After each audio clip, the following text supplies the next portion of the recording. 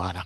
Donc, le projet communautaire Redonner Vie, c'est en fait une plateforme, un site web qui a été créé par l'association La Biodiversité Maintenant. C'est une association qui a été créée en collaboration entre Push et BirdLife. Et l'idée générale, c'était vraiment d'avoir une vision commune afin de pouvoir créer et entretenir des zones urbaines proches de la nature. Donc vraiment quelque chose qui puisse aider à promouvoir la biodiversité dans le milieu urbain pour vraiment améliorer la qualité de notre zone, de nos zones urbaines, de notre milieu urbain. Je pense que vous l'avez vécu aussi cette année en été, le fait que par exemple qu'il y a des îlots de chaleur un peu partout. Donc nous avons vraiment des températures très très hautes dans les milieux urbains et donc une certaine végétalisation est très importante. De manière générale, la biodiversité est un thème très actuel et donc ça, ce sont un peu des thèmes qui rentrent dans les objectifs et cette vision de redonner vie. Donc c'est vraiment une façon de donner plus de nature dans notre quotidien. La plateforme, elle est conçue d'une manière à ce qu'on puisse parler en fait à la population de manière très générale. Donc, c'est pas que pour les gens qui connaissent déjà bien la matière et qui sont déjà peut-être des pros dans le domaine, mais vraiment les personnes, monsieur et madame, tout le monde, qui ont juste envie de pouvoir faire quelque chose pour améliorer l'environnement, améliorer le jardin, et améliorer la propre commune, par exemple. Donc c'est en fait chacun et chacune qui commence sur son propre terrain. Euh, L'idée, c'est vraiment de pouvoir faire ça aussi dans un petit coin. Il ne faut pas que ça soit des projets hyper, hyper grands. Et donc, selon le principe de nombreux petits pas vers un grand objectif. Et un grand objectif, on l'atteint bien évidemment grâce aussi à des partenaires. Actuellement, il y en a plus de 70, donc c'est vraiment réjouissant le fait qu'il y a quand même beaucoup de partenaires différents dans toute la Suisse qui ont participé et qui participent régulièrement à cette plateforme pour justement aussi amener des contenus. Donc, je passe peut-être au site web, comme ça je vous montre un peu de manière plus concrète qu'est-ce que ça veut dire, qu'est-ce que c'est. Peut-être l'une ou l'autre d'entre vous a déjà eu le temps ou tout simplement l'envie de regarder un peu. Donc, il s'agit d'un site qui est disponible dans les trois langues. Là, par exemple, je vous montre le blog qui peut être assez intéressant pour vous.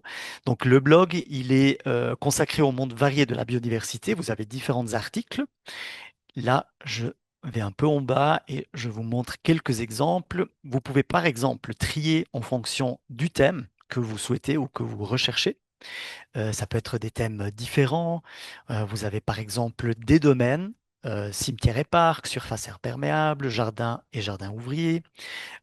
Mais il y a même en fonction des espèces. Donc si par exemple vous cherchez quelque chose spécifique pour les insectes, vous pouvez cliquer là-dessus, appliquer, et ça va automatiquement vous trier les articles qui parlent de manière plus spécifique de certains insectes. Donc là, par exemple, planter des vivaces sauvages indigènes, la gestion des néophytes, qui a été mentionnée aussi pendant la table ronde qu'on a fait tout à l'heure, promouvoir la biodiversité dans les lotissements. Donc il y a différents sujets. Ensuite, j'aimerais vous montrer ce qu'on peut faire avec le soutien. Donc si on commence avec les offres de la branche, là, en fait, vous avez vraiment différentes possibilités de pouvoir profiter en fait de cette plateforme grâce à nos partenaires justement. Là, vous avez vraiment différentes formations, par exemple. Parfois, il s'agit de certaines brochures, de certaines euh, connaissances. Et là aussi, vous avez toujours la possibilité de trier, par exemple en fonction du prestataire ou en fonction aussi du type de la prestation. Donc, ça peut être plutôt protection de l'environnement, plutôt planification, secteur public, formation et éducation, etc. Ensuite, si on reste toujours dans soutien, nous avons la possibilité de découvrir en fait les possibilités. Donc, qu'est-ce que chacun et chacune peut faire pour la biodiversité? Et là, euh, vous avez aussi la possibilité de filtrer en fonction des différentes actions, en fonction peut-être aussi des phases pendant lesquelles vous aimeriez mettre en place quelque chose, ou même l'effort. Donc là, vous avez vraiment différentes choses. Les les possibilités, les actions concrètes, elles sont toujours mises à jour et puis il y en aura d'autres qui seront rajoutées au fur et à mesure. Mais là, vous avez vraiment la possibilité de pouvoir cliquer et appliquer certains filtres pour avoir après quelques informations supplémentaires sur certains sujets. Et pour finir, la dernière chose que j'aimerais vous montrer pour le côté soutien, c'est en fait le concepteur de points de biodiversité. Ça, c'est quelque chose d'assez intéressant. Ça vous permet en fait de découvrir comment vraiment redonner vie à votre monde chez vous, que ça soit sur le balcon, que ça soit dans le jardin. Là, par exemple, je vais directement à lancer le concepteur. Qu'est-ce que ça veut dire concrètement? Concrètement, ça vous permet en fait de pouvoir choisir déjà les surfaces sur lesquelles vous aimeriez faire quelque chose. Donc, moi, j'avais déjà, pour faire un exemple, choisi rebord de fenêtre, balcon et terrasse. Là, peut-être celui-là, je les enlève. Donc, je garde ces deux pour le moment. Je clique sur continuer. Et là, auquel des espaces aimerais-tu redonner vie? Donc là, c'est l'idée de vraiment prioriser un tout petit peu. Est-ce que je veux vraiment garder tout ça? Peut-être je laisse que les rebords de fenêtre et je continue. Et dans ce cas-là, ça nous permet en fait de choisir des structures spécifiques qui sont possibles pour les rebords de fenêtre. Je peux aussi ajouter d'autres surfaces. Maintenant, je mets juste quelque chose au hasard, un nichoir à oiseaux. Et voilà, là, je suis dans mon profil et ça me permet en fait de changer par exemple le statut du projet. Vision créée, je vais le réaliser ou je l'ai réalisé. Et ça me permet en fait d'avancer au fur et à mesure dans le projet. Surtout si vous faites un login, ça vous permettra en fait de rentrer vraiment dans le vif du sujet et d'avoir comme une suite, comme si c'était un projet, et puis une gestion de projet pour votre propre jardin ou votre balcon. Donc ça, juste une petite vue d'ensemble générale et rapide afin que vous ayez un peu une idée de tout ce qu'on peut faire avec cela. Et donc à ce point-là, je propose de donner la parole à David, qui va nous donner maintenant justement l'exposé concret sur comment se préparer à l'hiver pour nos surfaces autour de la maison. Merci beaucoup, David. Merci Antonio. De rien. Donc je disais, c'est parti. Merci Antonio pour cette introduction et puis merci à tout le monde pour vos présentations. C'est très intéressant. Moi, ça résonne chez moi parce que à la base, je suis informaticien et c'est en faisant une formation en permaculture que j'ai décidé de changer complètement de trajectoire professionnelle. Donc, ce que vous avez dit me parle beaucoup et j'aime beaucoup l'Argentine. Donc, je raisonnais un petit peu en chacune d'entre vous pendant vos présentations. Je commence du coup cette présentation sur la préparation de notre jardin ou de nos espaces pour l'hiver. Alors, tac.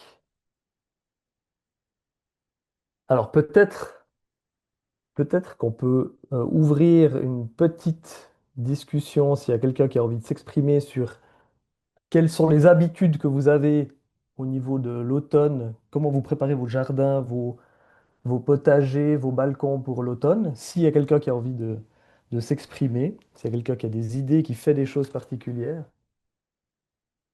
Si ce n'est pas le cas, je continue. N'hésitez pas à m'interrompre. Je pense que Antonio, tu me diras si Ouais.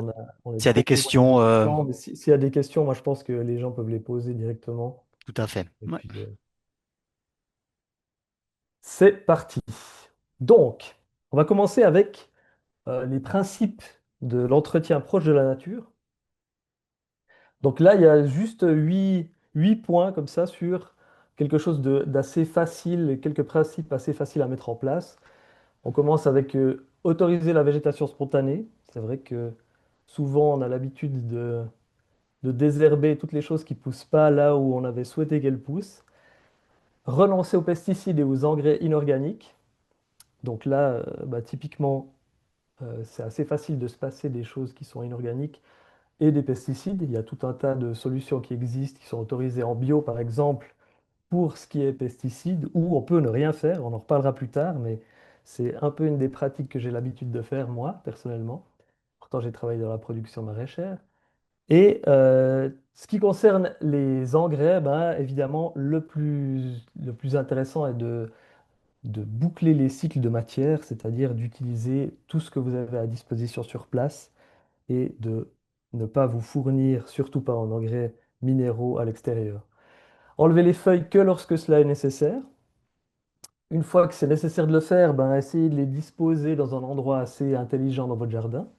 Respecter les cycles de matière et d'énergie, c'est ce que je disais tout à l'heure avec le bouclement des cycles. Donc tout ce qui pousse sur place devrait être recyclé sur place. Une utilisation de machines respectueuses des animaux. J'imagine qu'il doit y avoir des tondeuses à gazon qui traînent dans vos entourages.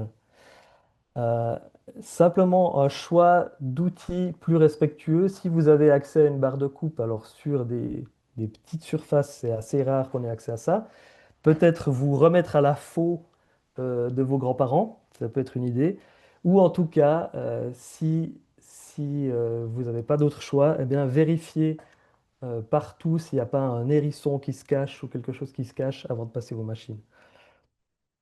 Pailler au maximum, irriguer lorsque cela est vraiment nécessaire.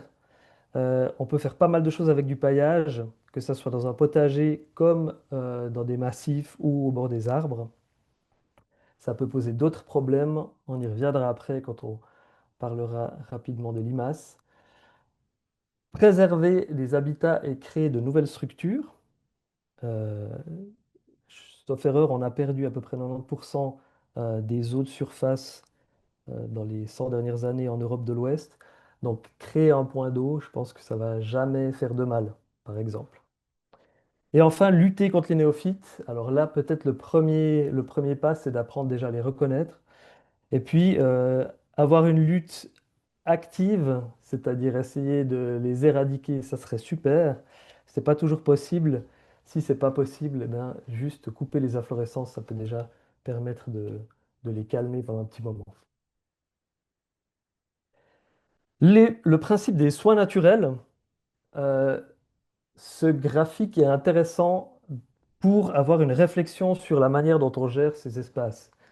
Il y a des aménagements qui sont faits dans nos jardins et il y a des usages qu'on fait dans nos jardins, pardon, et ceci amène à un certain entretien.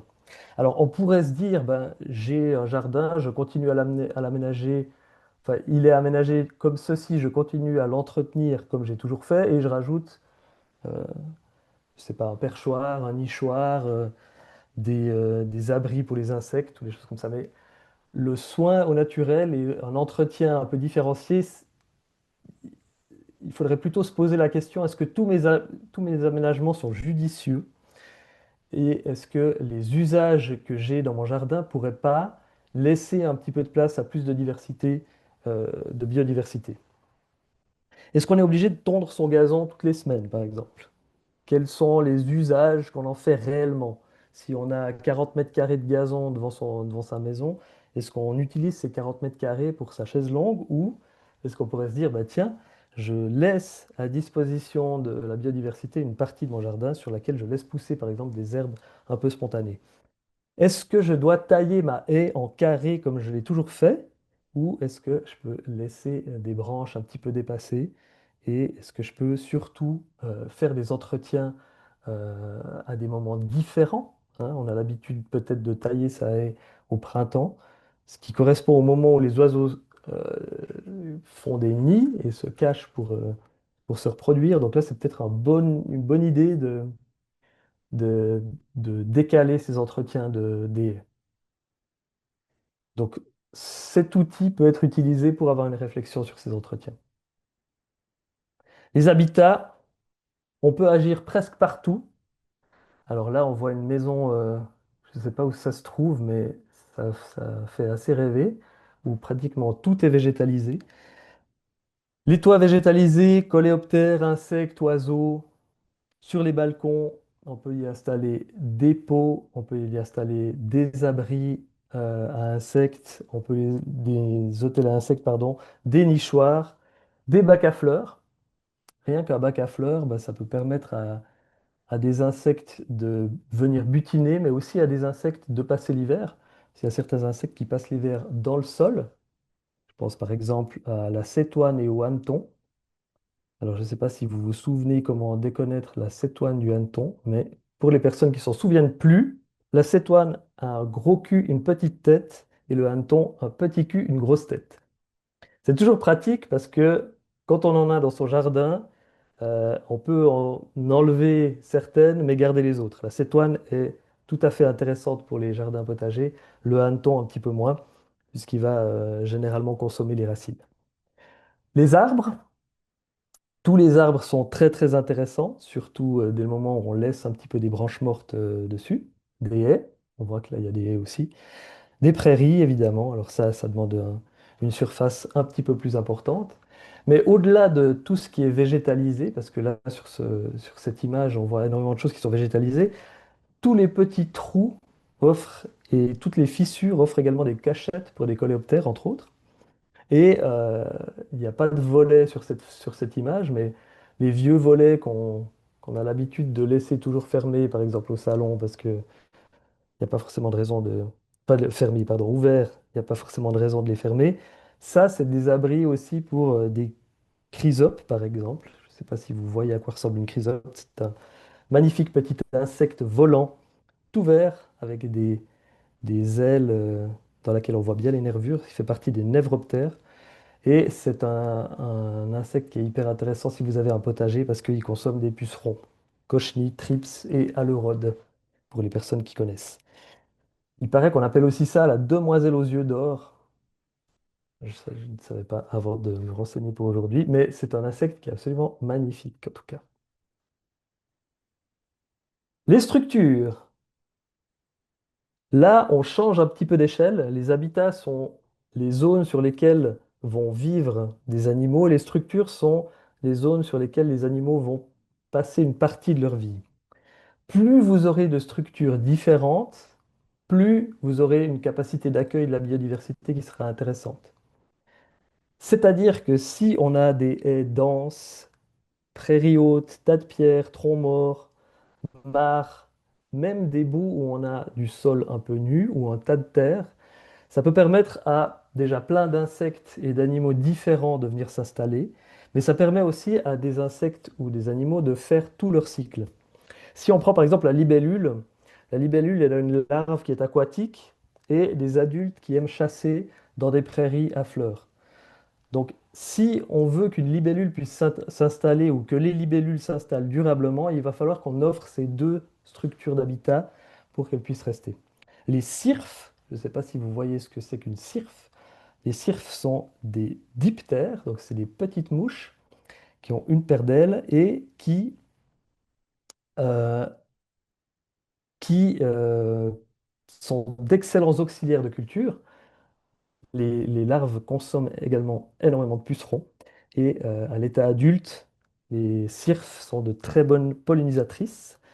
C'est vraiment, on dirait une petite abeille, mais il lui manque une paire d'ailes. Les musaraignes, autre exemple typique, qui chassent dans les hautes herbes des insectes et qui aiment bien en hiver se cacher sous des branches ou éventuellement sous des planches ou dans des petits tas de paille ou de souches, éventuellement dans des composts aussi. Je reviens sur les points d'eau parce que c'est vraiment hyper important. Il n'y a pas de vie sans eau. Et un autre point qui est très important, c'est que des fois, on a tendance à mettre de l'eau ou créer un point d'eau, mais ce point d'eau est gelé toute une partie de l'année. Donc, évitez d'avoir des points d'eau gelés parce qu'ils sont inutiles du coup. Donc, il faudrait essayer de réussir à les maintenir hors gel. Parfois, simplement un petit système solaire qui va faire un petit courant. Déjà, ça empêche les moustiques de s'installer dans vos plans d'eau. Ça, c'est toujours intéressant de le savoir. Les moustiques ne peuvent pas pondre s'il y a des petites vaguelettes. Donc, si vous avez une pompe et un système qui recrache de l'eau, ça empêchera les moustiques de s'installer et ça permet d'éviter, ça ne va pas éviter un gel à moins 10 degrés, mais ça permet d'éviter les premiers gels quand il fait juste moins 1, 2 ou 3. Écologie, je fais juste un petit point d'écologie pour rappeler quelques notions de base. Euh, euh, en écologie, on parle de facteurs abiotiques. Les facteurs abiotiques, c'est tous les éléments qui ne sont pas liés au vivant, c'est-à-dire le sol. Donc dans un lieu donné, on aura un certain sol, on aura une certaine lumière et on aura un certain climat. Ceci va donner des habitats qui seront bons ou moins intéressants pour des espèces. Ces espèces font partie de ce qu'on appelle les facteurs biotiques. C'est tout ce qui contient les êtres vivants, c'est-à-dire la biocénose, et toutes les interactions entre ces êtres vivants. L'être humain faisant bien sûr partie de ces interactions d'êtres vivants. C'est pour ça qu'on a un rôle à jouer, puisqu'on a une conscience sur qu'est-ce qui peut être fait. Un autre point qui est assez intéressant, c'est ce qui concerne la chaîne alimentaire. Au niveau de la chaîne alimentaire, on a ce qu'on appelle les producteurs primaires, qui sont les êtres autotrophes, donc qui sont capables de générer leur propre nourriture. Ils le font grâce à la photosynthèse, hein.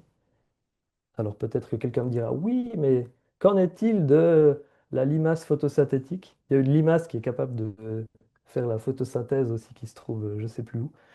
Mais elle ne fait pas partie des organismes autotrophes parce qu'elle, elle est capable de consommer des végétaux et d'utiliser les cellules photosynthétiques des végétaux qu'elle a consommés pour produire sa propre nourriture. Mais c'est très temporaire, etc. Donc, laissons de côté la limace photosynthétique, mais je vous invite quand même à vous y intéresser parce que c'est un organisme vivant qui est assez fabuleux. Nous avons donc tout en bas de la chaîne alimentaire, nous avons les producteurs primaires, dits autotrophes. Puis nous aurons les consommateurs primaires, c'est-à-dire tous les animaux qui vont consommer des végétaux uniquement. Puis nous aurons les consommateurs secondaires, qui sont les animaux qui vont consommer les animaux qui consomment des végétaux. Puis nous aurons les décomposeurs.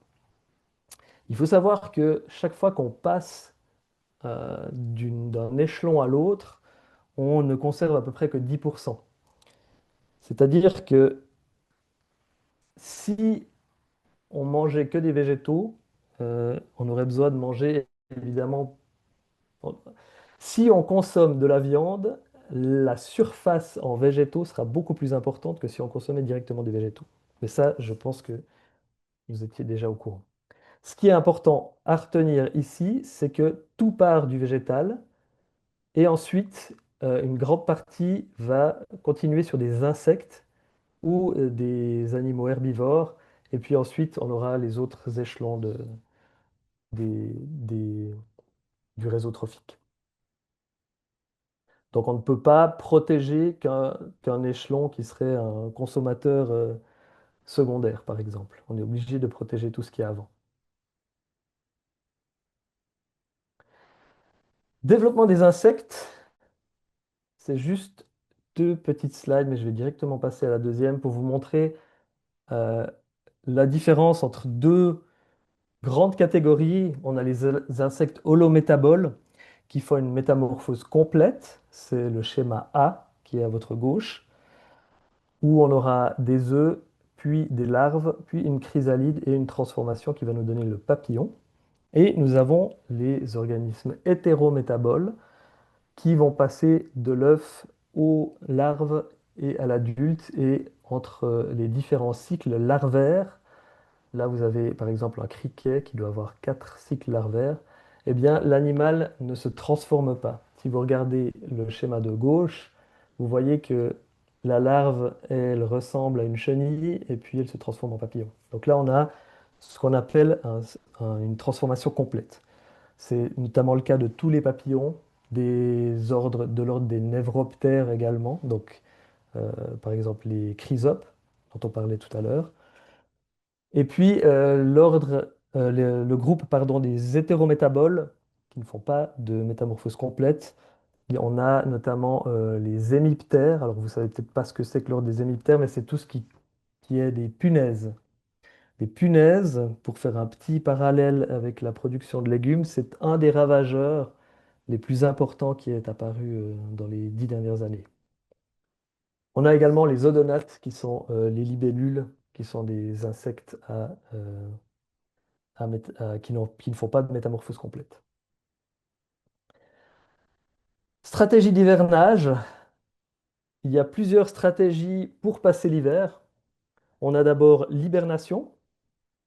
L'hibernation, c'est un ralentissement du métabolisme et une inactivité totale pendant l'hiver. C'est par exemple le cas des marmottes ou le cas des hérissons également. On a l'hivernation. L'hivernation, c'est un ralentissement du métabolisme, mais qui n'est pas total. Par contre, il y a plus de reproduction et il y a un ralentissement qui fait quand même que les organismes sont très, très calmes pendant cette période. C'est par exemple le cas des libellules, des orvets et une grande partie des reptiles. On a une autre stratégie qui est l'hivernage sous forme d'œufs ou de larves. Sous forme d'œufs, c'est le cas notamment des orthoptères, donc des criquets, des hémiptères, des punaises. Et puis, sous forme de larves, on retrouve des cirfes également, des hannetons, dont je parlais tout à l'heure, que vous pourriez avoir dans vos bacs à fleurs ou dans votre jardin potager, des abeilles sauvages qui vont souvent se créer une petite cavité qu'elles vont fermer pour passer l'hiver, et des libellules notamment. Il y a aussi les animaux qui ne font pas de pause hivernale. Du coup, pour ceux-ci, bah, par exemple, on aurait des oiseaux comme le rouge-gorge. Ils ont une autre stratégie qui est, ils vont aller chercher de la chaleur et de la nourriture plus au sud, souvent. Donc, c'est des animaux qui migrent, notamment. Il faut savoir que ce qui déclenche la migration, c'est une combinaison de facteurs. C'est pas forcément uniquement la température, mais c'est aussi basé sur la photopériode, donc la quantité de lumière qu'il y a dans une journée. C'est pour ça que finalement le réchauffement climatique ne devrait pas forcément euh, avoir une incidence totale sur toutes les migrations. Maintenant, on va faire un focus sur quelques habitants de nos jardins et de nos balcons et toits, etc. On va commencer avec la coccinelle. Alors, on a choisi trois habitants de nos jardins qui sont assez représentatifs, qui sont faciles à déterminer et pour lesquels il est relativement facile de faire des aménagements, de mettre en place des mesures pour les faire rester. Donc, la coccinelle, en Suisse, on a à peu près 85 espèces de coccinelles. Les chiffres que je vais vous donner ici, c'est des chiffres qui sont basés sur la coccinelle à 7 points, qui est une coccinelle autochtone de Suisse.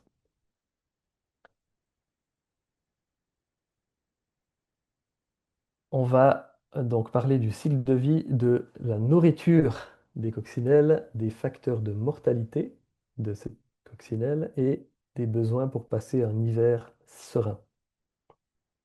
Donc, le nom commun, comme je disais, c'est la coccinelle. C'est un coléoptère. Les coléoptères sont donc des insectes qui ont une espèce de carapace qui protège les ailes. Vous voyez les coccinelles, elles ouvrent leur carapace et il y a les ailes qui sont dessous. Il y a 85 espèces de coccinelles en Suisse, comme je disais, et il y a une grande concurrente qui est arrivée ces dernières années, c'est la coccinelle asiatique, qui est très facile à déterminer à l'état de larve. Elle a- Donc on verra des images de larves tout à l'heure, je vous expliquerai un petit peu la différence. Donc, le cycle de vie et le comportement des coccinelles. Donc, les coccinelles pondent des œufs. Les coccinelles sont holométaboles, c'est-à-dire qu'il y a une métamorphose complète. On le verra dans les images suivantes avec des images de larves. Là, vous voyez les œufs juste sous la coccinelle, ces œufs jaunes. Euh, les œufs, une coccinelle adulte peut pondre entre 50 et 70 œufs par jour et elle va pondre pendant une dizaine de jours maximum. Donc ça fait qu'elle peut pondre à peu près 700 œufs par année, ce qui est assez considérable. La larve a 4 stades larvaires qui durent au total entre 15 et 30 jours. La nymphe entre 5 et 12 jours. et l'adulte peut vivre entre 1 année et 2 ans. C'est un animal qui est diurne, qui est en général solitaire. On verra après que pour son passage à l'hiver, parfois, il se met en colonie. Ici, nous avons une métamorphose de coccinelle. Là, nous avons une larve de coccinelle. Alors, si on la voyait depuis le dessus, mais ce n'est pas le cas, on pourrait voir assez facilement si c'est une coccinelle asiatique ou non. La coccinelle asiatique a des pattes qui sont un petit peu plus orangées et puis elle a plus de points sur le dos, si jamais. Là, vous en voyez une en train de dévorer des pucerons. C'est une, euh, c'est un véritable enfer pour les pucerons, puisque une larve de coccinelle elle peut manger jusqu'à environ 100 pucerons par jour. Et un adulte en mange moins, il faut savoir ça, hein. C'est très très intéressant d'avoir des larves de coccinelle. Et dans une vie, une coccinelle pourrait avaler, selon les estimations, à peu près 5000 pucerons. C'est pas tout ce qu'elle va manger également des chenilles et elle a un comportement de prédatrice.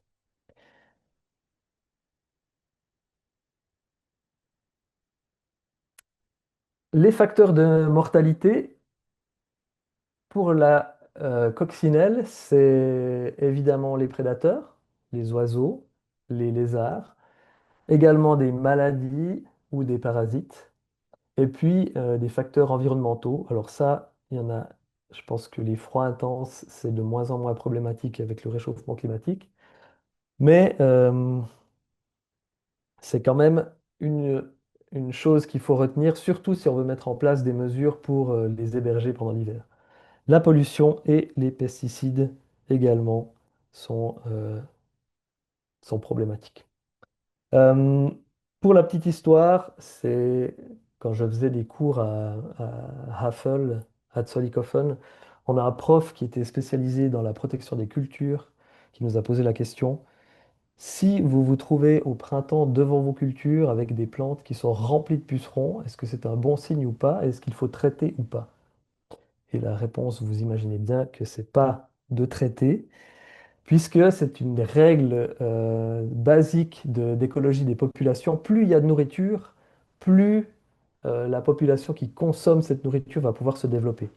Donc nous, on a appliqué ça dans les jardins potagers dans lesquels j'ai travaillé, et on est même venu à planter exprès des fèves euh, en, dans- en plein hiver, au mois de décembre par exemple. Donc on semait des fèves qui sont un véritable aimant à pucerons. Donc au printemps, les fèves étaient remplies de pucerons, ce qui permettait aux populations de coccinelles de se développer. On avait énormément de coccinelles dans notre jardin après pendant toute l'année et plus du tout de problème de pucerons. Donc ça, c'est un petit truc à retenir.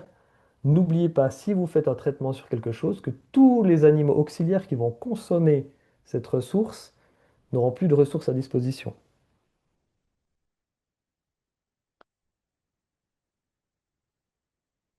Au niveau du passage de l'hiver, la coccinelle se met en diapause, donc elle va vraiment réduire son, son métabolisme, elle va pratiquement plus bouger. Elle se met, comme vous pouvez voir sur la photo de droite en bas, elle se met souvent en colonie. Donc là, en fait, on a plein de coccinelles différentes parce qu'il y a plein de points, de quantités de points différents sur leur dos. Il leur faut un endroit sec, sombre, protégé du froid, protégé du vent et protégé de la pluie. Typiquement, un abri à bois, comme on voit sur la première photo, pas le tas de bois qui est en plein milieu, mais l'abri à bois qui est juste derrière, ça c'est un endroit idéal. J'entends souvent, j'ai animé pas mal d'ateliers pédagogiques avec des enfants et j'entendais souvent des enfants qui avaient une toute petite coccinelle sur le doigt qui disaient: Oh, j'ai un bébé coccinelle. Les coccinelles, je répète, sont holométaboles, c'est-à-dire qu'elles ont des larves et puis l'adulte ne va plus évoluer. Donc une fois qu'on a une coccinelle adulte, elle ne va pas grossir. On n'aura pas une petite coccinelle au début puis une grosse coccinelle après. C'est dès le moment où on a une coccinelle qui peut voler, c'est qu'on est un adulte.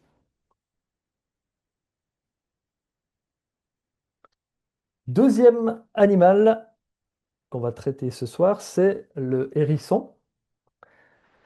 Nom commun, hérisson. Euh, hum, hum. Tac, tac, tac. Hérisson, voilà. Paf.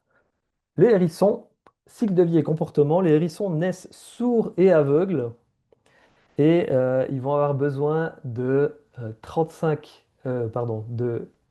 6 semaines à peu près pour être autonomes. Pendant les 6 premières semaines, la femelle va allaiter ses petits la journée et aller chercher de la nourriture la nuit. C'est, c'est aussi une société patriarcale, visiblement, au niveau des hérissons, parce que la femelle fait un peu tout le travail, quoi. 35 jours de gestation et des portées de 2 à 7 petits. Euh, Ils sont adultes après 1 an. Donc, ce qu'on appelle adulte, c'est comme pour les insectes, c'est dès le moment où ils ont la capacité de se reproduire. Et ils ont une longévité de 5 à 7 ans. Comme je disais avant, le comportement est nocturne et ce sont des animaux qui sont plutôt solitaires. Là, on voit 2 individus qui sont fraîchement nés, avec les yeux tout fermés. Donc, ils sont sourds et aveugles pendant une partie de leur vie. Les hérissons ont un odorat extrêmement développé. Et ils sont capables de parcourir jusqu'à 3 km par jour pour aller chercher leur nourriture. Ils sont omnivores, ils mangent essentiellement des insectes. Ils peuvent manger aussi des végétaux parfois, mais d'après les scientifiques, c'est plutôt des erreurs de parcours. Ils ont voulu attraper, ils ont voulu attraper un ver de terre et puis ils ont chopé un petit bout de végétal. Euh, ils mangent des limaces, ils mangent des escargots. C'est vraiment un super compagnon pour les jardiniers et jardinières. Alors là, je vous ai mis une photo de limace tigrée. Alors, je ne sais pas pourquoi j'ai mis cette limace-là, parce que la limace tigrée, c'est celle qu'on a le moins envie que le hérisson mange, puisque la limace tigrée, elle mange d'autres limaces. Donc, si vous avez des limaces tigrées, évitez de les couper en deux ou de les sortir de votre jardin, parce qu'elles ont vraiment un intérêt au niveau du potager. Mais le hérisson va consommer une grande quantité de limaces et ça, c'est très intéressant. Du coup, faites attention, si vous mettez des granules anti-limaces, parce que vous avez un terrain qui est très, qui comporte énormément de limaces, bah, faites attention de respecter les dosages déjà, ça c'est la première chose, et de mettre des granules bio, ou alors euh, plutôt favoriser d'autres hérissons que de mettre des granules à limaces. Vous connaissez peut-être également les pièges à bière. Euh, alors, le piège à bière, il pose plusieurs problèmes, et un problème notamment, c'est que le hérisson va des fois consommer des limaces qui sont imbibées de bière, et puis il va également se retrouver en état d'ivresse, notamment sur les routes. Donc, c'est pas une super solution. Le piège à bière a d'autres inconvénients, c'est que les limaces ont un excellent odorat aussi, ça c'est juste une petite parenthèse, et puis du coup, quand vous mettez votre piège à bière, vous allez faire venir toutes les limaces du quartier dans votre piège. Donc si vous voulez être plus malin, maligne, allez poser un piège à bière chez le voisin. Ça c'est mon petit tips du jour. Comportement opportuniste, c'est donc un animal qui va se déplacer et puis manger un peu ce qu'il trouve, toujours dans les insectes, et fouisseur, il va aller un petit peu chercher sous les tas de feuilles. Les facteurs de mortalité pour le hérisson, c'est énormément lié à la présence d'êtres humains, notamment aux routes, à la fragmentation de ses habitats, aux pièges. Là, vous voyez un hérisson qui sort la tête d'une grille. Euh, je crois qu'au-dessus de 20 centimètres, les hérissons, ils n'arrivent plus à sortir. Donc tout ce qui est piscine, regard, tout ça, c'est des super pièges à hérissons. Évidemment, il y a des prédateurs, ça c'est plutôt quand ils sont tout jeunes, les renards, les blaireaux, chiens domestiques également, et les rapaces nocturnes. J'ai pas mis là l'entretien, mais c'est sûr que l'entretien notamment des tondeuses à gazon, des choses comme ça, c'est aussi un facteur de mortalité chez le hérisson. Si vous rencontrez un hérisson blessé, ou si vous avez un hérisson sous un tas et que vous devez absolument supprimer ce tas, il y a un numéro de téléphone que vous pouvez appeler qui peut prendre en charge ces hérissons. Sauf erreur, ça s'appelle proeagle.ch. Vous trouvez plus d'informations sur proeagle.ch. Eagle comme le hérisson en allemand. Vous l'avez deviné. Igloo pour les intimes. Passage de l'hiver.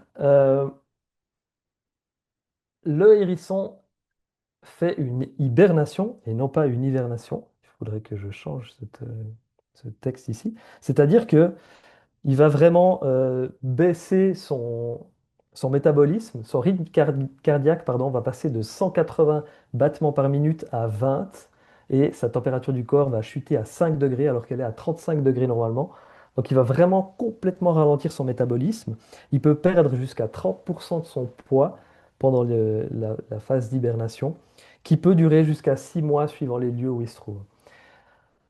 Je vous ai mis une photo de yourte. Alors, il y a une photo en bas d'un habitat qui est intéressant pour les hérissons, qui peut être assez facilement aménagé. Si vous avez une petite cabane de jardin, vous lui faites un petit abri dessous. Il faut que ça soit alors chaud au maximum, mais s'il arrive à se faire un petit nid douillet avec des feuilles ou des choses comme ça, c'est bien. Sec surtout, il ne faut pas qu'il lui pleuve dessus et le plus au calme possible. Je vous ai mis une image de yourte parce que quand j'ai fait mes études à Epia, j'ai construit une yourte dans laquelle j'ai habité aussi. C'était une manière de ne pas dépenser trop en frais de location. Et en fait, il y a un hérisson qui habitait sous cette yourte. Et c'était super parce que on partageait l'espace de manière idéale, c'est-à-dire que quand j'allais me coucher, je le croisais, qui partait consommer ses limaces et autres insectes. Et j'imagine qu'il rentrait peu de temps avant que je me lève moi. Donc c'était assez sympa. Et j'ai déplacé cette yourte à plusieurs endroits. Et ce qui était marrant, c'est qu'à chaque fois, quand j'ai démonté la yourte, il y avait un hérisson qui se trouvait dessous. Donc comme mesure, vous pouvez construire une yourte, par exemple. C'est beaucoup de travail, mais vous pouvez sinon faire un truc un petit peu plus petit comme sur la photo d'en dessous. Le dernier, le rouge-gorge. Le rouge-gorge, on estime, enfin, la station ornithologique de Sempar a estimé à 500 000 couples entre 2013 et 2016. Je ne sais pas exactement comment ils ont fait ces estimations, mais vous pouvez communiquer tout ce que vous avez vu à la station ornithologique de Sempar. Et puis j'imagine qu'ils ont fait des statistiques pour essayer d'appliquer ça à l'ensemble du territoire. Le cycle de vie et le comportement. Une femelle pond entre 4 et 6 œufs par ponte. Ils ont une nidification au sol. La reproduction est d'avril à juillet et il peut y avoir parfois plusieurs nichés par année, jusqu'à 2 nichés par année. Le séjour au nid des petits est de 13 à 15 jours et les œufs mettent 13 à 14 jours pour éclore. Le comportement des rouges-gorges est diurne, donc ce sont des oiseaux qui vont voler essentiellement pendant la journée. Ils sont solitaires, sauf pendant la période d'accouplement, et ils sont territoriaux, donc ils vont défendre leur territoire.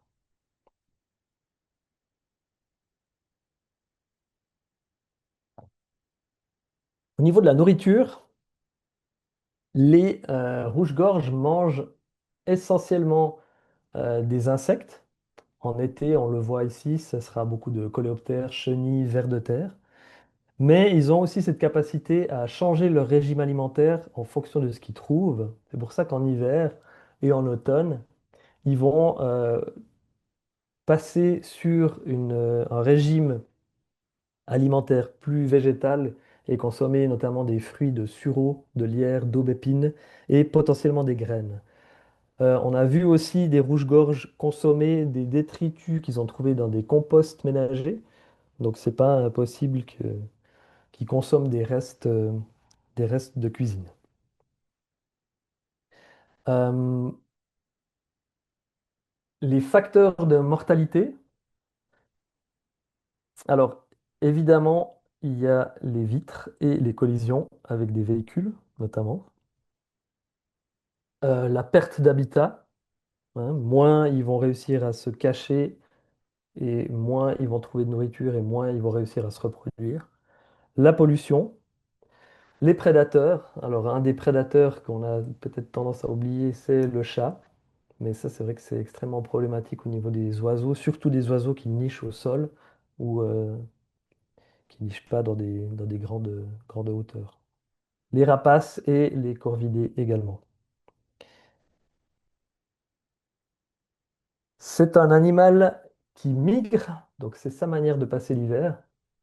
Et souvent, on en voit pendant l'hiver chez nous. Vous voyez d'ailleurs cette photo où je pense qu'il a été attiré par les fruits. Il faut savoir que les animaux qu'on voit pendant l'hiver sont généralement des animaux qui, donc je parle uniquement du rouge-gorge, les rouges-gorges qu'on voit pendant l'hiver sont des rouges-gorges qui ont migré depuis le nord. Les rouges-gorges qui sont chez nous pendant l'été ont tendance à partir au sud dès que la saison devient mauvaise et ce sont des rouges-gorges qui se trouvent plus au nord qui viennent chez nous.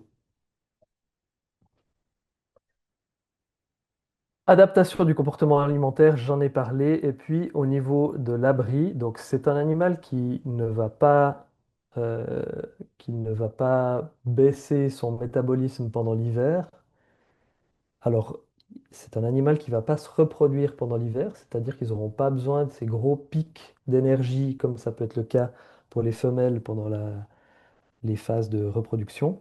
Mais au-delà de ça, c'est quand même des animaux qui vont sortir, se déplacer pour aller manger, etc. Ils ont besoin du coup de haies épaisses pour pouvoir se cacher et de buissons et au maximum d'arbres épineux et à fruits.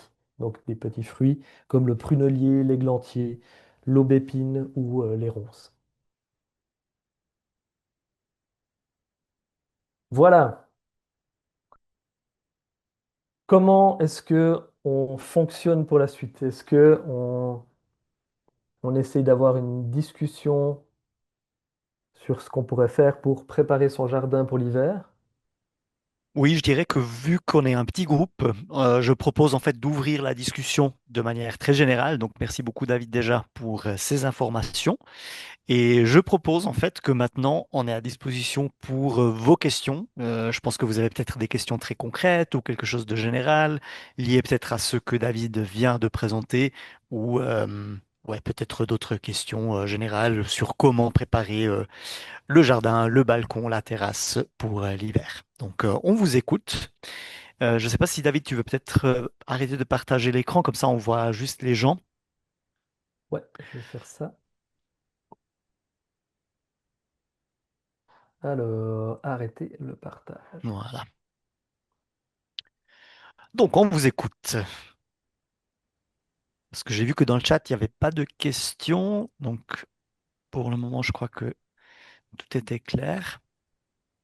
Est-ce que ça vous a parlé de manière générale? Il y a peut-être une espèce animale que vous avez observée dernièrement chez vous, où vous vous dites, ah bah voilà, qu'est-ce qu'on pourrait faire peut-être pour faire en sorte que, elle réussisse à survivre pendant l'hiver? Pas de questions pour le moment. Bah, du coup, peut-être, David, vu que toi, tu as quand même pas mal d'expérience pour tout ce qui est production, je pense que de temps en temps, ça peut être intéressant pour les personnes qui ont peut-être un petit potager ou qui ont peut-être un jardin communal. Est-ce que tu as des astuces, des choses qu'il faut prendre en considération de manière un peu plus spécifique si on a un potager, de comment préparer ces surfaces pour l'hiver? Oui, alors moi je dirais que alors ça va dépendre de la dernière culture qu'on avait en place, mais si on imagine qu'on avait des haricots par exemple, des haricots à rames, moi j'enlèverais les rames qui tenaient les haricots, je les poserais gentiment sur le sol et puis j'essayerais d'ajouter des déchets de tonte ou éventuellement des feuilles mortes pour essayer de recouvrir au maximum le sol, pour éviter d'avoir du sol à nu sur le terrain. Je pense que ça, c'est une solution qui est intéressante. Et pour tout ce qui est matériaux végétaux qui se décomposent lentement, hein, par exemple des feuilles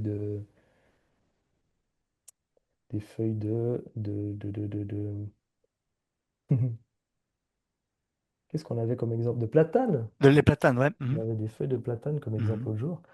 Bah ça, c'est typiquement quelque chose que je mettrais plutôt dans le compost, puisque c'est souvent des matériaux qui sont compliqués à dégrader, mais les composts qu'on trouve généralement dans les maisons, ils ont beaucoup d'azote, ils ont beaucoup d'éléments nutritifs et il y a beaucoup d'activité biologique.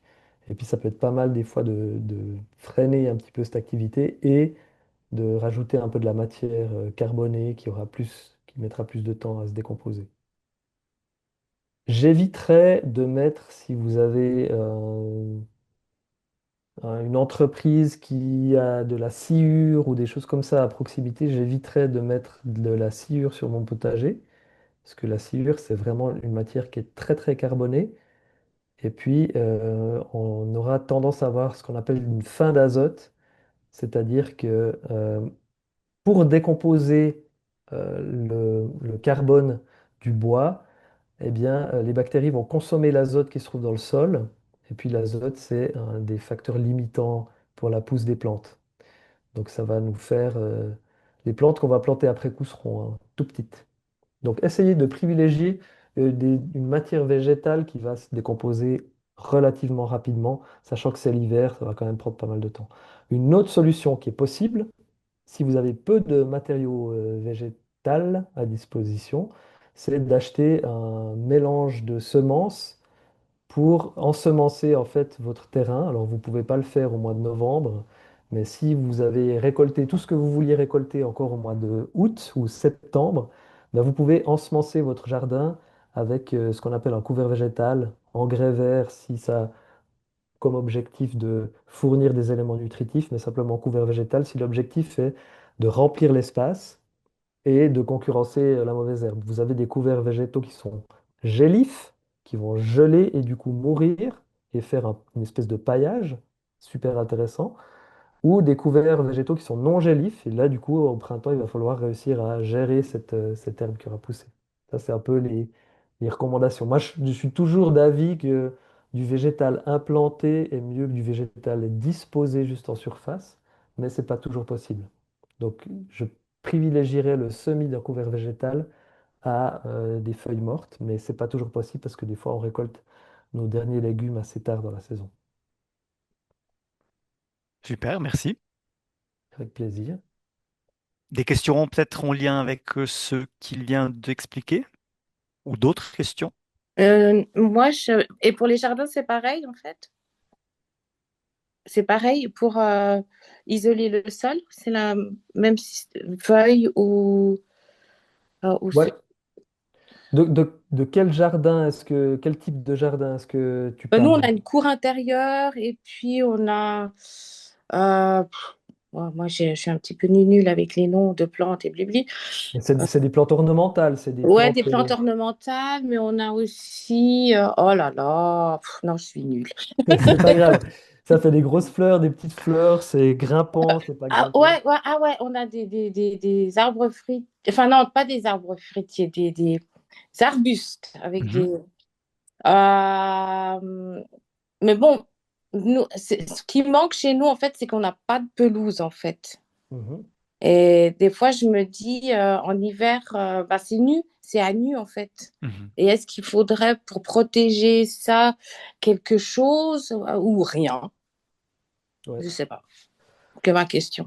Bah, ça dépend un peu de la surface, parce que si c'est une toute petite surface, avoir quelque chose de nu, ça peut être intéressant aussi pour certains insectes, notamment pour les abeilles solitaires. Mhm. Après, s'il y a possibilité d'implanter des végétaux, ben c'est super, ça serait une bonne idée. Mais si c'est une zone où on marche tout le temps, Non, là, on marche pas. Là, c'est plutôt. Mais bon, c'est vrai que c'est une bande de, allez, on va dire, 1 mètre. Allez, entre 1 mètre, 1 mètre 50 de large. Donc, c'est pas ouais. énorme, en fait. Et sur quelle longueur? Ouf, mon Dieu. Là, ça doit faire à peu près sur, allez, 5 mètres. Ouais. Ben, ça, c'est quand même une bonne idée, à mon avis, de récupérer un petit peu toutes les feuilles mortes et Ouais. les choses comme ça, et puis de les mettre là-dessus. D'accord, Ça ok. va se décomposer petit à petit, ça va offrir des abris, puis ça va redonner des éléments nutritifs au sol. Ok, très bien. Tout, super. Merci. Mais je vous en prie. D'autres questions? Moi, j'ai une question Mhm. concernant les structures, par exemple, en tas, en bois mort. Est-ce que c'est trop déconseillé d'utiliser les espèces exotiques envahissantes? euh, Quand même, j'imagine que pour les cerceaux et pour les animaux qu'ils cherchent quel refuge, ça change pas la qualité du bois. Mais est-ce que pour les insectes ou pour les champignons qui mangent les bois, il y a un grand impact, il y a une grande différence où on peut quand même valoriser les, les bois des espèces exotiques Mhm. envahissantes pour faire un tas Ouais, c'est en bois. très très bonne question, très intéressant. J'ai pas de données, je peux pas répondre très scientifiquement à cette question, mais je pense que tu as apporté la réponse, c'est-à-dire que les néophytes envahissantes, les plantes exotiques, elles ont souvent pas de complexe antagoniste, c'est-à-dire qu'elles ont les animaux, les êtres vivants se sont pas encore adaptés à leur présence et il y a peu de champignons qui dégradent cette matière et il y a peu d'insectes qui se nourrissent de ce bois. Si c'est un abri uniquement physique, comme pour un hérisson, c'est une très bonne idée à mon avis d'utiliser ce bois-là. Mais par contre, ça va pas apporter quelque chose. Il y aura peu d'insectes xylophages qui vont, donc des insectes qui consomment le bois, il y en a peu qui vont aller s'installer à l'intérieur. Ok. Après, je pense que ce qui est peut-être important aussi à souligner, c'est que juste avec du bois, il n'y a pas de risque de propagation Mhm. de ces néophytes. Donc en fait, là, on est plutôt du côté sûr. Donc c'est pas la même chose comme si on met par exemple certaines espèces qu'on a arrachées dans le compost, ce qu'on devrait justement pas faire. Là, en fait, avec du bois mort, entre guillemets, il n'y a pas ce risque.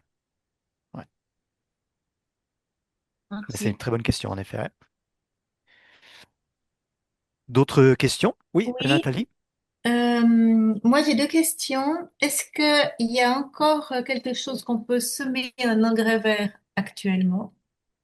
Et puis deux, plutôt en préparation de la fin de l'hiver, vers le mois de mars, on voit beaucoup les bourdons qui sortent avec les premiers chauds, et puis après ils vont chercher des endroits pour poser leurs larves.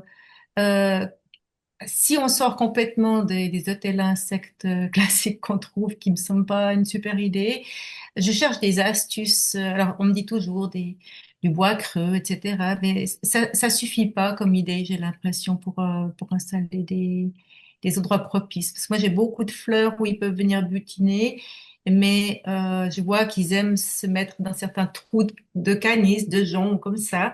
Mais ce que j'ai est déjà plein, donc je cherche à faire naturellement par récup des choses. Mhm. Alors, pour la première question, ça va être assez facile de mettre un couvert végétal qui est sous forme, qui est une graminée, donc une herbe en gros, mais ça va être plus compliqué, donc ça sera non gélif, ça va être plus compliqué de mettre un couvert végétal gélif actuellement. C'est encore possible, suivant où vous êtes, je sais pas à quelle altitude vous vous trouvez, mais nous on a fait encore des tests où on a pu implanter de la facélie, du lin, ou qu'est-ce qu'on a pu mettre d'autre? Euh, ah, comment ça s'appelle? Je retrouverai, je vous dirai après. Ça, c'est donc, en fait, nous, ce qu'on cherchait toujours, c'est d'avoir quelque chose de gélif. Comme ça va pas nous poser un problème l'année d'après. Parce que sinon, on aura une culture qui sera très implantée. Évidemment, les plantes qui sont capables de germer à des températures comme il y a actuellement, c'est généralement des plantes qui vont survivre à l'hiver et qui, du coup, vont être potentiellement problématiques au printemps. Mais le seigle, par exemple, c'est quelque chose qui fonctionnera très bien actuellement. Par contre, il va falloir le gérer au printemps de l'année prochaine, quoi. Sinon, des mélanges avec de la facélie, avec du lin et avec Ah, je sais plus, ça va me revenir. Et concernant la deuxième question, euh, moi, je suis d'avis que une prairie qui n'est pas entretenue et qui n'est pas fauchée, pour l'hiver, ça va être beaucoup plus intéressant qu'un hôtel à insectes. Donc pour moi, il faut réussir à avoir des îlots de plantes qui ont pu se développer complètement et qu'on ne va pas faucher pour l'hiver, qu'on ne va pas broyer pour l'hiver. Tout ce qui est bois mort, ça c'est hyper important. Donc soit du bois mort sur pied, c'est-à-dire une branche morte sur un arbre, ça c'est fantastique, je pense qu'on ne peut pas faire mieux, ou des tas de branches, ça c'est quelque chose qui fonctionne très bien. Après, Euh, si on prend par exemple les abeilles solitaires, elles aiment bien les parois où il y a de la terre à nu, puis elles vont aller creuser des trous et elles vont aller se réfugier là-dedans. Donc ça, c'est parfois peut-être un petit peu plus compliqué à obtenir, mais on peut faire un tas de terre aussi quelque part. C'est pas forcément une mauvaise idée. Sinon, bah, augmenter la quantité de joncs et de canis que vous avez déjà actuellement. Mais moi, je pense vraiment que toutes ces plantes comme le, oh là, la Cardère, je sais pas si vous voyez. Est-ce qu'on n'en avait pas? Est-ce qu'il n'y a pas une photo quelque part? Mais ça fait, c'est un peu le. Oui, il y avait Ouais, une photo dans la il y avait une présentation, photo, ouais, je c'est l'ai ça. vue. Et ben ça, c'est des plantes qui finalement vont être assez hautes, qui auront une tige assez épaisse, mais creuse. Et là-dedans, vont pouvoir se développer tout un tas de larves d'insectes. Pas de questions, rien de particulier. Moi, je Peut-être. voulais Ah oui. peut-être, je voulais seulement demander si vous avez quelques idées ou quelques baguettes magiques pour réussir à sensibiliser, parce qu'ici, on est presque tous déjà sensibilisés un peu à ça, mais pour comment pouvoir sensibiliser les autres gens. C'est la grande C'est une question. très bonne question, ouais, exactement. Bah, disons, alors, je peux peut-être commencer, puis après, David, toi, tu peux. Je pense que déjà, la plateforme Redonner Vie, ça, c'est hyper important. Je vous donnerai après encore, pour clôturer, en fait, le webinaire d'aujourd'hui, un peu quelques informations, on les appelle call to action. Donc, comment, en fait, comment faire en sorte qu'en fait les gens le savent. Je pense que donner l'exemple, c'est aussi hyper important. Souvent, le fait de mettre en place quelque chose dans son propre jardin et peut-être aussi expliquer pourquoi on le fait, ça va un peu dans la même direction. On dit souvent que les communes devraient sensibiliser plus avec peut-être des affiches où ils expliquent vraiment pourquoi maintenant on fait de l'entretien différencié, pourquoi c'est pas toujours hyper propre comme on le connaît des années 70-80. Euh, et je pense que la même chose, on peut le faire aussi dans le privé. Donc, de vraiment expliquer pour quelles raisons, en fait, on met en place quelque chose. Euh, euh, Peut-être participer aussi avec des associations, des jardins communaux, parce que les jardins communaux, par exemple, sont souvent remplis de néophytes, donc de plantes envahissantes, et d'essayer d'expliquer aux gens pourquoi en fait c'est problématique, comment on peut les éliminer de manière assez simple et efficace. Je pense que ce sont vraiment des actions relativement simples qui demandent quand même de l'énergie et des ressources, ça oui, mais qui peuvent peut-être amener à un résultat concret. Mais c'est vrai que c'est une très bonne question et qui est toujours un peu compliquée, quoi. Ça c'est clair. Je sais pas si toi, David, tu as un complément. J'ai pas vraiment de baguette magique, mais je trouve que l'émerveillement, c'est quelque chose qui se transmet aussi. Et s'intéresser aux choses et s'émerveiller en voyant ces choses-là et en parler autour de soi, c'est quelque chose qui permet qui fait un peu tache d'huile. Il y a un film que j'avais trouvé absolument fantastique qui s'appelle Le bonheur est dans le pré. Je ne sais pas si vous l'avez vu, je vous le recommande, de Thomas Wuttrich sur le Terrier des Prés, dans la vallée de l'Intiamont, dans le canton de Fribourg. Et en fait, c'est une personne c'est un biologiste qui va essayer de convaincre des agriculteurs de mettre des mesures en place pour favoriser le terrier des prés qui niche au sol. Et puis du coup, par les pratiques agricoles, ben, il est souvent décapité assez tôt dans la saison. Et en fait, c'est hyper touchant de voir à quel point les agriculteurs ils se prennent au jeu et à la fin, le caméraman surprend même un agriculteur hyper tôt le matin avec ses jumelles en train de scruter le terrain, puis de dire, mais il est magnifique ce petit oiseau, au final. Alors qu'au début, il ne voulait pas mettre en place ces mesures. Donc c'est le dialogue, je pense qu'il n'y a pas de miracle, ça prend du temps, et puis il faut parler autour de soi, quoi. Mais regardez ce film, Le Bonheur est dans le pré, c'est superbe. Volontiers. Merci. Mais c'est clair qu'il y a toujours un peu aussi un conflit. Nous, on donne pas mal de cours à des personnes qui proviennent vraiment des communes, donc qui sont vraiment responsables pour l'entretien des espaces verts des communes. Et ce qu'on entend souvent, c'est aussi, oui, ben, de notre côté, on fait beaucoup, mais si le privé, il fait rien. Et en même temps, si on parle avec le privé, c'est souvent, oui, mais si moi, je mets en place quelque chose dans mon jardin et la commune fait rien, pourquoi je le fais moi? Et ben là, on rentre un peu dans un cercle vicieux. Donc, l'important, c'est vraiment de faire.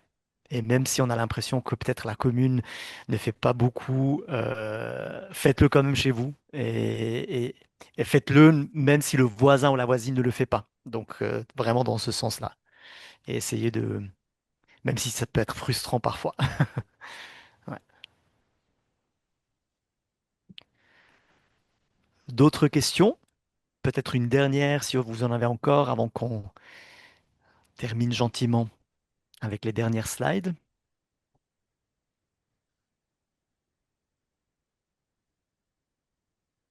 Pas de questions? D'accord. David, tu veux faire encore les trois dernières? Et Ouais. puis après, moi, je fais les toutes dernières pour les call to action.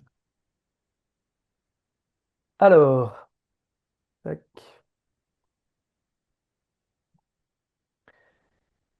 Donc,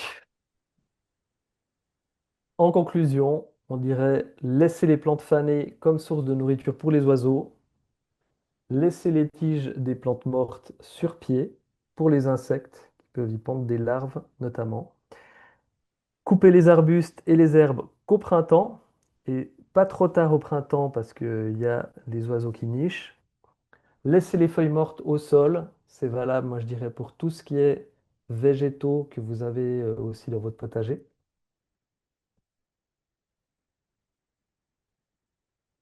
Planter des plantes à floraison précoce et des plantes vivaces favorables aux insectes, évidemment, autochtones, et créer des tas de branches, des tas de terre et des tas de cailloux également. Message à retenir, l'entretien est un équilibre entre le potentiel écologique, les besoins d'utilisation et les exigences d'aménagement. Et il faut considérer le jardin comme un cycle, ou vous considérez le jardin avec ses cycles, donc avec les cycles de tous les éléments qui sont vivants dans le jardin. Et moins, ben, c'est souvent bien plus pour la biodiversité. Donc des fois, on peut se poser la question si il ne faudrait pas être un petit peu plus inactif et observateur plutôt que de vouloir tout contrôler.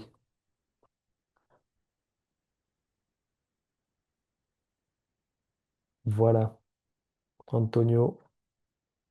Excellent, merci beaucoup. Je vous ai envoyé dans le chat aussi le lien direct du site ProEagle, la version française directement. Le site, il est disponible en français et en allemand. Et là, vous avez aussi le numéro d'urgence. Si tout d'un coup, vous avez justement un hérisson qui sort en fait, par exemple, de son hibernation, ça arrive, et vous savez pas directement comment vous comporter, vous pouvez aussi appeler là-bas et avoir des conseils concrets sur comment vous comporter. Donc ça, c'est certainement utile. Très bien. Donc je vais enchaîner directement avec les toutes dernières slides. Alors, et maintenant, qu'est-ce qu'on fait maintenant? Euh, Tout d'abord, peut-être, ça c'est un peu une répétition de ce qu'a dit David maintenant, mais c'est vraiment de garder les tiges des plantes et le feuillage au sol. Ça c'est certainement quelque chose de très important qui va protéger en fait le sol, comme l'a dit David déjà à plusieurs reprises. Ensuite, ce que vous pouvez faire, c'est justement d'essayer le concepteur de points de biodiversité. C'est cet outil que je vous ai montré tout à l'heure sur le site de Redonner Vie, qui vous permet en fait de choisir déjà les surfaces que vous aimeriez réaménager ou que vous aimeriez tout simplement modifier un tout petit peu. Profitez donc des conseils que vous trouvez directement sur le site, sur la plateforme, comme une espèce de conseil directement disponible. et poursuivez peut-être vos projets. Comme ça, vous avez vraiment aussi un suivi sur l'avancement. Ensuite, vérifiez aussi les différentes offres, les différentes possibilités. Comme on vous l'a dit tout à l'heure au début, c'est une plateforme qui vient d'être créée, qui va se développer, qui va être euh, élargie. Nous allons en fait développer plein de contenus très intéressants. Donc ça, c'est l'idée de vraiment toujours avoir plus d'infos là-dedans. Ce que vous pouvez faire, et ça va un peu dans la direction justement de la question de candidat, donc merci beaucoup encore une fois pour la question, c'est vraiment de devenir ambassadeur et ambassadrice de Redonner Vie. Donc vraiment de montrer en fait aux gens qu'est-ce que c'est cette plateforme, qu'est-ce qu'on peut faire, quel est le but et quelle est la vision de cette plateforme et l'objectif commun. N'oubliez pas justement de essayer de vraiment prioriser les arbustes et les arbres indigènes. Il y a déjà pas mal d'espèces qui ne sont même plus autorisées à la vente, donc ça c'est déjà bien, c'est déjà un pas important. Mais en tout cas, il y a certainement du potentiel d'amélioration un peu partout. Donc vraiment prioriser et planter des arbres et arbustes indigènes. Et réserver aussi peut-être les prochains ateliers pour l'année 2026. Et là, je vous montre directement un peu une vue d'ensemble. Nous n'avons pas encore les dates concrètes, mais nous avons déjà un peu un planning qui est prévu. Il y aura d'autres webinaires un peu dans le même format que celui-ci d'aujourd'hui. En janvier, nous avons prévu de proposer quelque chose au niveau de la biodiversité et de la promotion de la biodiversité de manière générale dans les zones urbaines. Donc, pas que lié à la préparation à l'hiver ou à une saison en particulier, mais vraiment un peu de manière plus générale. En février, nous aimerions pouvoir vous donner la possibilité de découvrir les possibilités concrètes d'action, donc pour vraiment rentrer un peu dans le vif du sujet. En mars, on aimerait donner la possibilité de vraiment planifier de manière plutôt concrète un projet, peut-être quelque chose, ça peut être un petit projet, ça peut être quelque chose un peu plus grand, peut-être avec une association derrière, etc. Donc, comment le planifier en mars et en avril? L'idée, ce serait de pouvoir réaliser ce projet. Nous aimerions pouvoir inviter aussi des experts et des expertes pour pouvoir justement vous accompagner. Donc l'idée, c'est de soumettre peut-être le projet à l'avance pour qu'on puisse un peu se préparer, bien évidemment. En mai, nous essayerons ensuite de répondre à vos questions, de promouvoir l'échange avec des experts et des expertes sur les différentes thématiques. Et en juin, ça sera un webinaire sur l'impact de l'entretien proche de la nature, de l'entretien différencié. Donc ça va rentrer un tout petit peu dans la thématique de janvier, mais un peu plus axé vraiment sur l'entretien concret des surfaces. Vous trouvez en fait toutes les informations sur la plateforme, sur le lien que vous voyez ici. Donc, n'hésitez pas à aller peut-être regarder régulièrement. Dès que les dates sont disponibles, vous pouvez aussi vous inscrire. Et voilà, et avec cette image, j'aimerais vous remercier pour votre attention, pour votre participation et pour vos questions très pertinentes et très intéressantes. J'espère que ça vous a quand même apporté un peu quelque chose. C'est toujours difficile parce qu'on ne connaît pas vraiment les connaissances de base des personnes. Donc peut-être pour certaines personnes, c'était un peu une répétition, pour d'autres personnes, c'était peut-être des nouvelles choses. En tout cas, merci beaucoup aussi de la part de la plateforme Redonner Vie, de la part de Push a Bird Life et de Biodiversité Maintenant. Et au plaisir de vous revoir peut-être à un prochain webinaire. Et merci beaucoup, David, pour ton input très intéressant et très pertinent. Avec plaisir. Merci beaucoup. Très bien. Je vous souhaite alors une très belle soirée. Et si vous avez d'autres questions, voilà, je pense que vous pouvez contacter aussi encore dans le chat ou sinon sur la plateforme. Merci beaucoup et bonne soirée. Merci, bonne soirée. Merci, au revoir. Ciao. Redonne vie à ton monde. Redonnezvie.ch. Tu participes ?